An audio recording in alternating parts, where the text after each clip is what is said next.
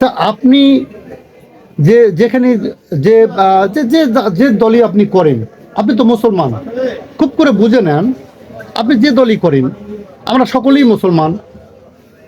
তো খেয়াল লক্ষ্য করার বিষয়, মুসলমানদের জন্য নামাজ ফরজ, ফরজ আইন।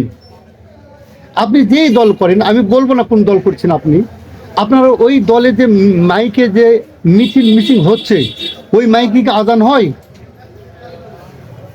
তারপরে কি সকলকে নিয়ে কি নামাজ হয়?